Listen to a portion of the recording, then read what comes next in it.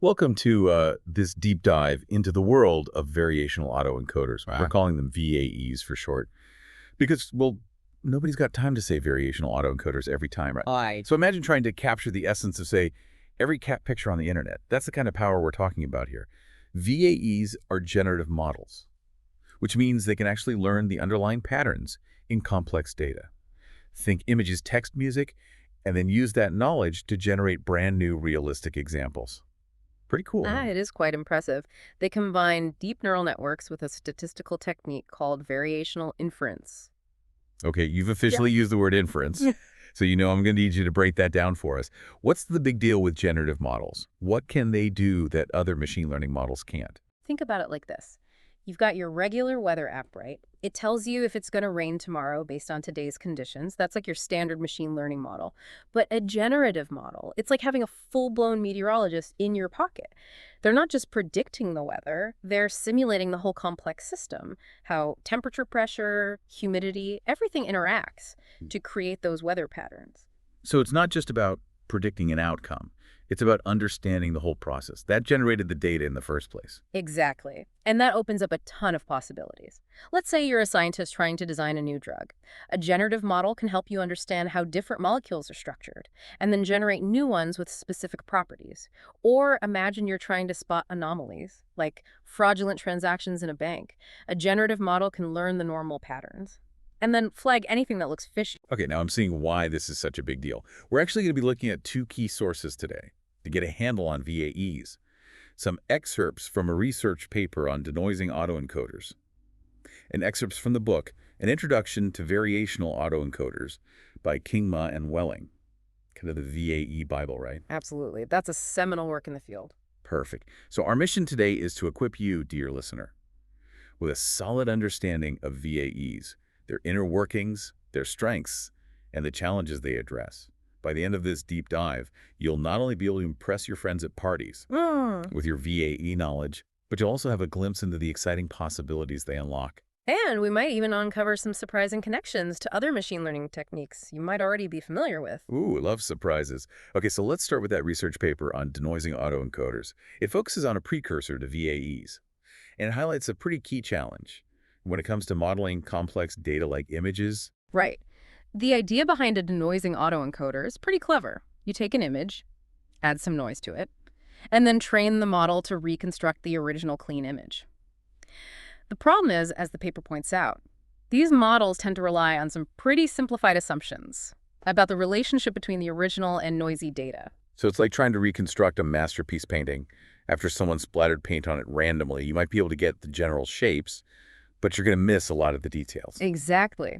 And when you're dealing with something as complex as a high-resolution image, those details matter. That's where VAEs come in. They offer a more powerful and flexible approach to modeling these complex relationships. Okay, I'm intrigued. Give me the VAE elevator pitch. What's the big idea?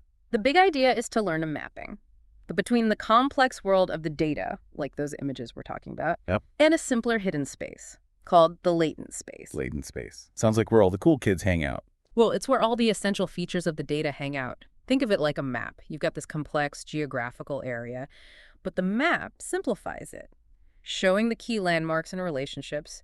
That's what the VAE is doing. It's taking all that complex data and compressing it into this simpler, more manageable, latent space. So in the case of images, instead of trying to model every single pixel, the VAE is saying, hold on, let's figure out what the key features are, the shapes, the textures, the overall essence of what makes this image, this image. Precisely. And this mapping between the data and the latent space is done by two key components of the VAE, the encoder and the decoder. Right. Dynamic duo time. Let's start with the encoder. What's it encoding? The encoder takes the input data, let's say that cat picture, and maps it to a distribution in the latent space.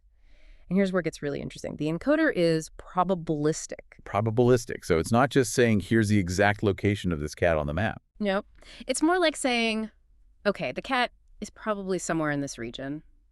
It outputs a distribution, usually a Gaussian distribution, which captures the uncertainty associated with that mapping. So instead of a single point on the map, it's like a blurry circle, right? Because even if two cats look very similar, there might be subtle variations that the encoder wants to capture. Exactly.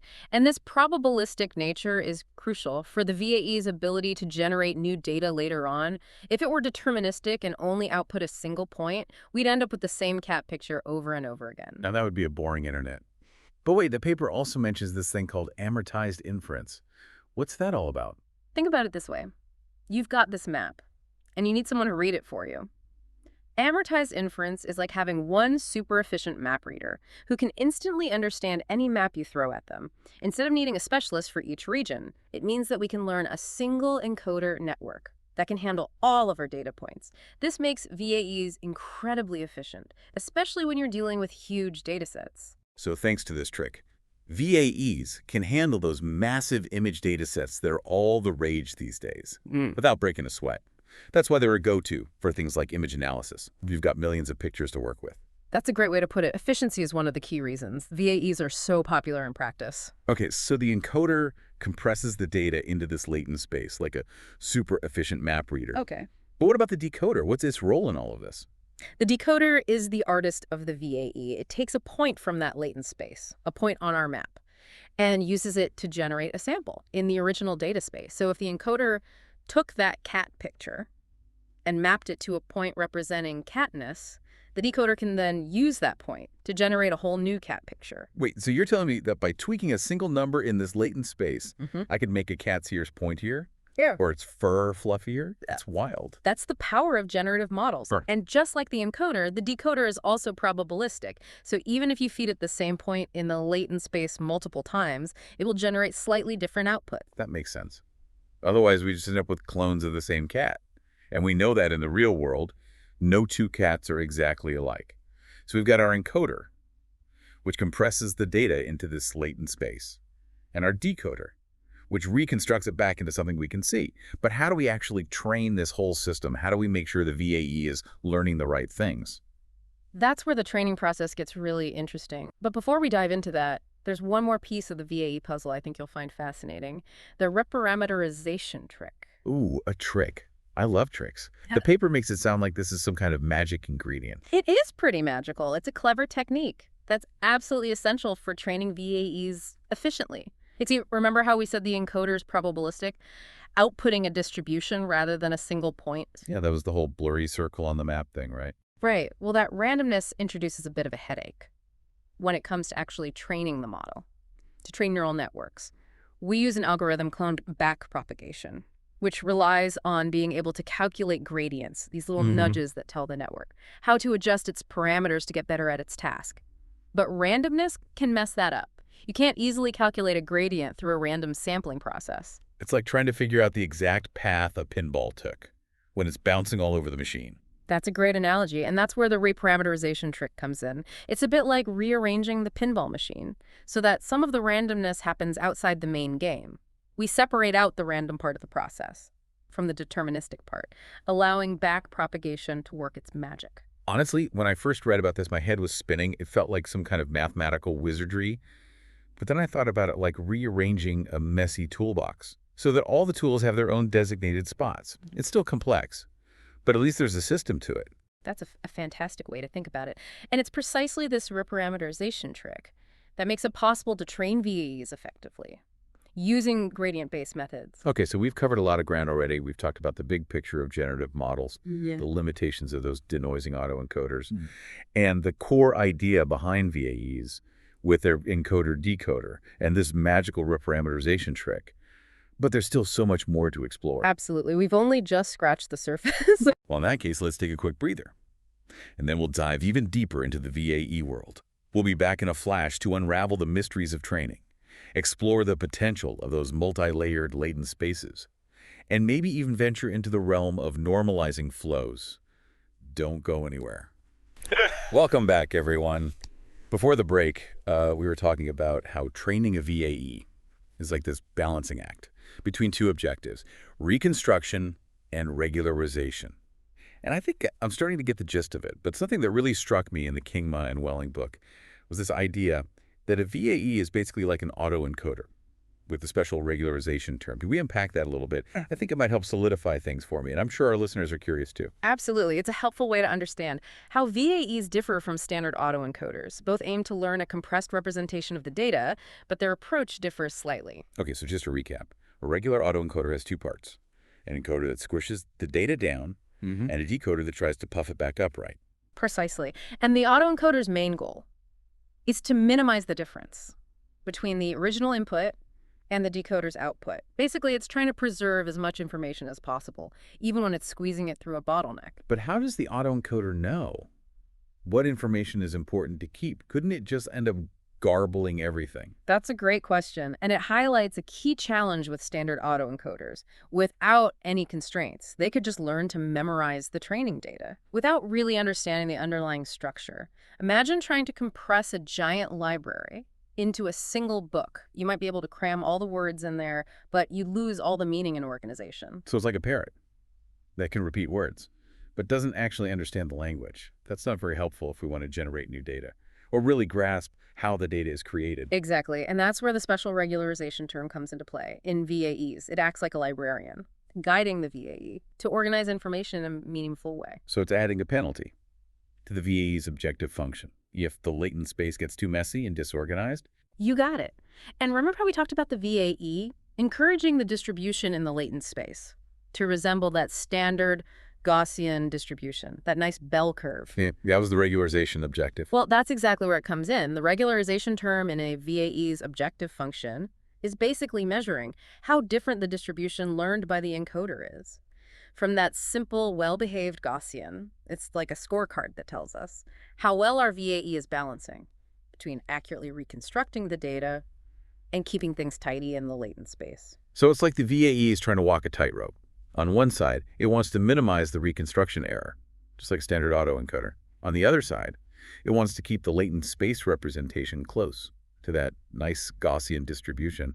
And the regularization term is the balancing pole that helps it stay upright. That's a fantastic analogy. It's all about finding that sweet spot between minimizing reconstruction error and keeping the latent space structured and regularized. This makes me think of those beautiful visualizations of latent spaces I've seen, where you can see how different data points cluster together based on their features.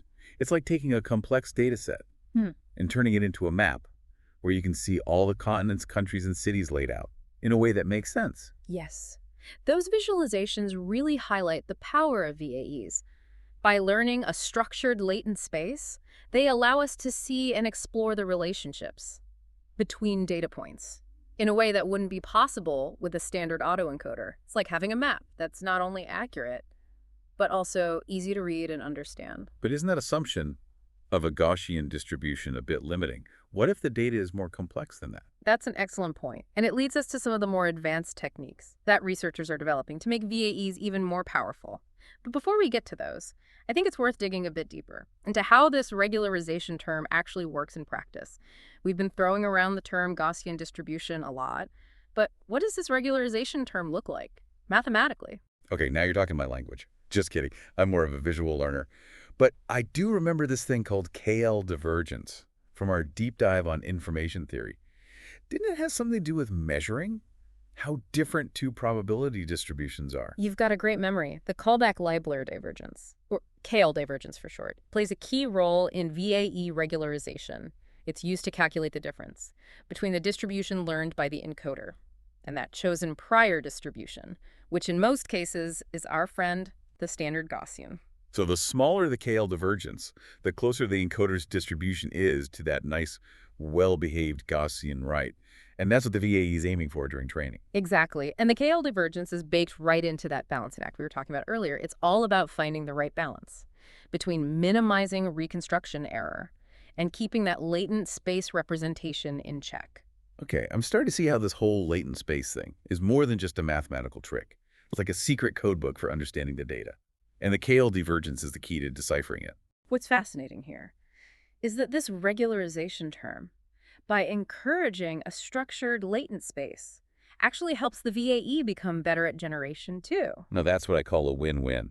But I'm curious, how does having a more organized latent space lead to better generation? Well, imagine trying to navigate a city without a map. You might eventually find your way around, but it would be a lot of trial and error. Now imagine having a map where similar places are grouped together, all the restaurants in one area, all the museums in another. It would make exploring the city much easier and more efficient. So if I wanted to generate a picture of a cat with a specific fur pattern, I could take a point in the latent space, that represents a cat, and move it slightly in the direction that corresponds to, say, tabby stripes or calico patches. And because the latent space is structured, I wouldn't have to worry about accidentally changing the cat's ear shape or eye color. Exactly. By imposing structure on the latent space, we're essentially creating a map where we can navigate and explore different variations in a controlled way. And that wouldn't be possible with a standard autoencoder. That's just focused on cramming as much information as possible into the latent space. It might learn a representation. That's great for compression, but not very useful for generating new and interesting cats. Precisely. The regularization term in VAEs is what unlocks this potential. For controlled generation and exploration, it's what makes them truly generative models, not just fancy compression algorithms. I feel like we've really peeled back the layers on VAEs today, but there's still so much more to uncover. We've got those advanced techniques like normalizing flows and hierarchical VAEs, waiting in the wings, and I, for one, am ready to dive in. But let's give our listeners a chance to catch their breath. Before we embark on the next leg of our journey, we'll be back in a jiffy to explore the cutting edge of VAE research. And we're back, ready to jump back into the VAE world. I'm feeling like a seasoned explorer now, map and compass in hand, prepared to navigate the wilds of the latent space. Excellent. And I have just the terrain for our next expedition. Multi-layered latent spaces. Ooh, multi-layered. So instead of having just one of those map-like latent spaces, we could have a whole stack of them, like those Russian nesting dolls, but for data. Exactly. Imagine a map of a city. You could have one layer showing the overall layout, the neighborhoods, the parks, the major roads. Then you could zoom into another layer, showing individual streets and buildings. And you could even go deeper, showing the rooms inside those buildings. So instead of just one latent space representing catness, we could have a top-level layer for animal type, a middle layer for breed, and a lower layer for things like fur pattern and eye color. That's a great way to visualize it. And this hierarchical structure can be really powerful for learning what we call disentangled representations. Disentangled representations. That sounds intriguing, but also a bit like untangling a giant ball of yarn. Think of it this way. Instead of having all the features of a cat jumbled together, we can separate them out neatly into different drawers. One drawer for fur pattern, one drawer for eye color, one drawer for tail length, and so on. So each latent variable, each dimension in those latent spaces, is responsible for capturing a specific feature of the data, independent of all the other features. Precisely. And this disentanglement can be incredibly valuable for applications like image manipulation. Imagine you want to create a picture of a cat with Siamese markings, but with the fluffy tail of a Persian. With disentangled representations, you could tweak the latent variables responsible for those specific features without affecting any of the other characteristics. So I can mix and match different cat features to create my own custom breed. It's like playing with a digital genetics lab. And it goes beyond just aesthetics. Disentanglement can also help us understand the causal factors that give rise to the data. By isolating specific features, we can start to see how they relate to each other and how they influence the overall outcome. So we're not just creating cool cat pictures, we're actually gaining a deeper understanding of what makes a cat a cat. Exactly. And this kind of insight can be valuable in all sorts of fields, from biology to physics to economics. Okay, so multi-layered latent spaces sound pretty amazing, but how do we actually train a VAE? With this kind of hierarchical structure, does it involve some crazy new math? The good news is that the basic VAE framework we've been talking about still applies. We still have encoders and decoders, and we're still trying to optimize that ELBO objective, that balance between reconstruction and regularization. But now we have multiple encoders and decoders, one for each layer of the hierarchy. Right? Exactly. Each encoder is responsible for mapping the data to its corresponding latent space, and each decoder reconstructs the data from that space. And the KL divergence terms in the ELBO now encourage each layer's latent space to stay close to its chosen prior distribution. So it's like we're training multiple VAEs at once. But they're all connected in this hierarchical structure, passing information up and down the chain. That's a great way to think about it. And this approach allows us to capture much richer and more complex relationships in the data than a single layer VAE ever could. This is really opening up a whole new dimension to VAEs. I'm starting to see why they're such a hot area of research. Absolutely. And the applications are truly vast. We've touched on image generation and manipulation.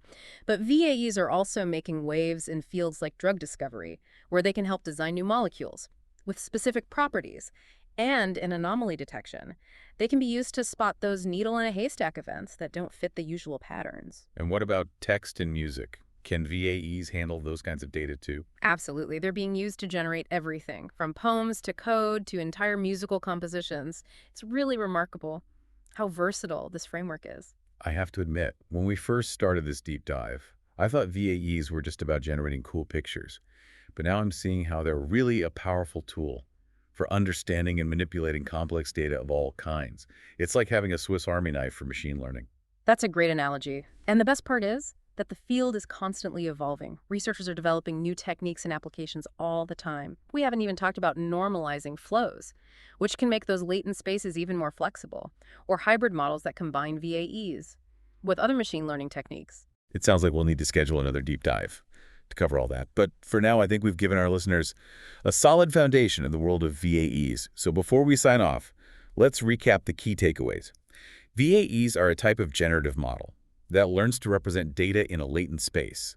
They use an encoder to compress the data and a decoder to reconstruct it. And by adding that special regularization term, they ensure that the latent space is organized in a way that's useful for both reconstruction and generation. And by exploring more advanced techniques, like hierarchical VAEs and normalizing flows, we can create even more powerful models, capable of capturing the incredible complexity of the world around us. It's been an incredible journey exploring the VAE landscape with you. I feel like I've gained a whole new appreciation for the power and potential of these models. It's been a pleasure sharing this deep dive with you and our listeners. And remember, the world of VAEs is vast and constantly evolving, so keep exploring, keep learning. And who knows what amazing discoveries you might make. And to our listeners, if this deep dive has sparked your curiosity, be sure to check out the show notes for links to the sources we discussed today, as well as some additional resources to help you continue your exploration of the fascinating world of VAEs. Until next time, happy deep diving.